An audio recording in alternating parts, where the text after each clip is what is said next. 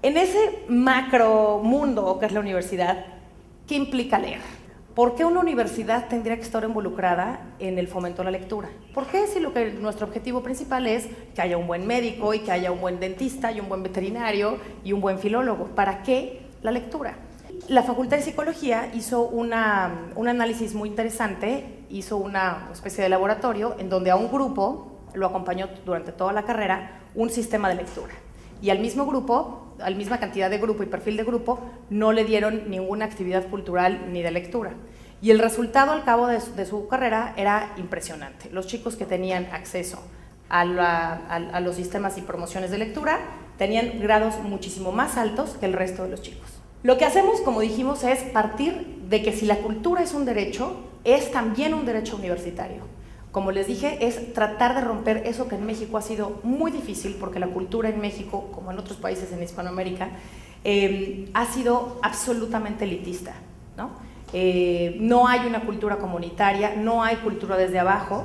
Es muy difícil que los chicos en su historia y en su colectividad se acerquen a estas áreas culturales y crean que de verdad están hechos para ellos este tipo de programas. Lo que hacemos es fomentar la lectura no utilitaria, y con esto nos referimos a que no sea la que necesita darles su maestro de lo que sea en el aula, sino fuera de ella. Por eso tenemos muchas actividades fuera, el clima en México lo permite, y tenemos la mayor posibilidad de hacer muchísimas actividades fuera del aula, aun cuando sea en los espacios escolares.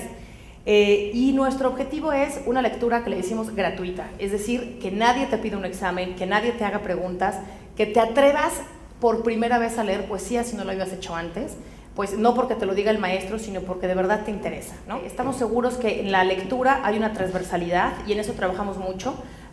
Este programa de Universo de Letras trata también de admitir que, por ejemplo, o promover entre ellos, que el cine, antes de ser cine, es un guión, que la obra de teatro, antes de serlo, hay un guión teatral, que en las artes plásticas tenemos una vinculación permanente con la lectura, porque tú llegas a cualquier museo y ves las cédulas, y gracias a esas cédulas tú te enteras un poco mejor o peor de eso que tú se supone que deberías de entender o aprender, o qué te dice el curador.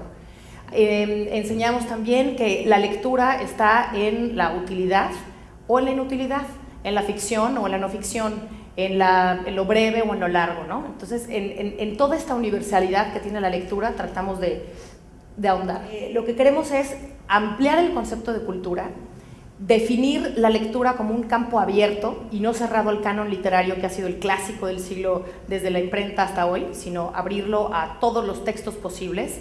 La poesía electrónica o la literatura electrónica, por ejemplo, tiene posibilidades solamente en el soporte de la pantalla, como el libro lo tiene solamente en este soporte de códice, como otras formas literarias, la poesía en voz alta, por ejemplo, ¿no?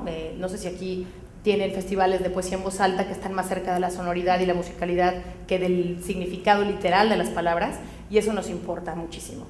Y lo que queremos es crear nuevas experiencias estéticas, o si no nuevas, que exploren que las que tienen son experiencias estéticas y literarias. El tema de la accesibilidad de la cultura es fundamental en un programa como este, y por eso el tema de la gratuidad y de los fondeos y de la gratuidad es importantísimo.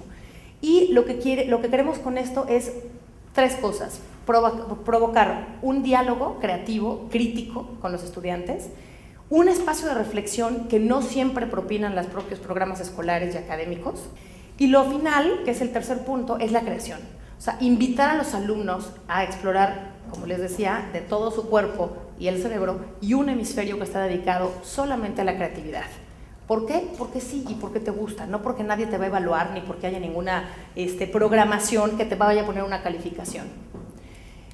La última de nuestras líneas programáticas es atender, como dije, que el universitario tiene un derecho cultural, y no solo porque lo dice la UNESCO, sino porque su propia universidad así lo tiene previsto. Lo que queremos es aprovechar la lectura muchas veces como pretexto de hablar de los derechos humanos, de la diversidad y de la desigualdad o la igualdad.